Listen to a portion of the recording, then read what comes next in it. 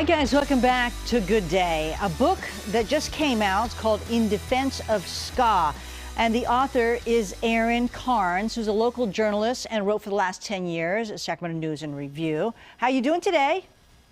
I'm doing fantastic. How about yourself? Pretty good, pretty good. So you wrote this book over the last 7 years. You spent your time dedicated in defense of SKA. You want to explain what SKA is? Yeah. Sure. I mean, just to give a quick summation, ska music started in Jamaica in the 50s. It then evolved into reggae, or first rocksteady, then reggae. And then in the late 70s, it was revived in England by bands like The Specials, Selector, English Beat.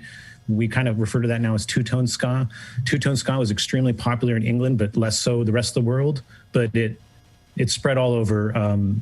It became like a cult thing for 15 years in the U.S., and then in the mid-90s, it got extremely popular with bands like Real Big Fish, Mighty Mighty Boss Tones, Save Ferris, Goldfinger. Yeah. And then it kind of went out of mainstream. And then after it kind of went out mainstream, people kind of turned it into a joke and made fun of it. But they didn't really understand the history and the subculture of ska, which is why I wrote this book to tell people that there's more to ska than just the little moment of popularity it had in the 90s. What is that important subculture that you're talking about?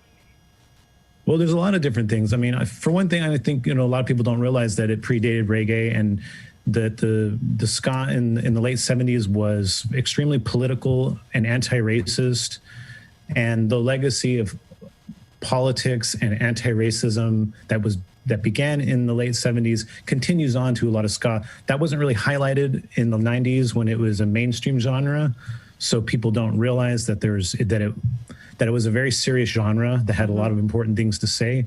Because some of the bands that were popular were just a little goofier, a little sillier, more lighthearted stuff, which is great. I like those bands. But some of the bands that were less popular before, during, and after that mainstream moment were extremely political and put fighting racism at the very top of the list of things that they stood for. And I don't think you see that as such a clear-cut message in a lot of genres consistently. And that's one thing I wanted to highlight about ska music. Your book just came out and you're having a book release party. When is that? That's I am. May 23rd at Phono Select, right, in Sacramento?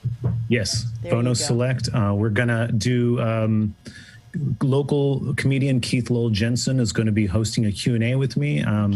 Mida Goodwin, who runs the radio show This Is Ska, is going to be DJing, and the owner of Phono Select, Dal, a huge ska fan. He's going to have tons of ska records that people can shop for and check out. Yeah. Well, thank you so much for your time.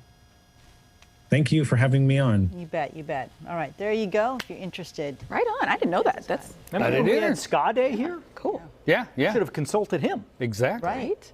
I kind of dig some ska. Mm-hmm. I don't listen to it all the time, but Yeah. you put it in there, you're like, dig it. feels pretty good.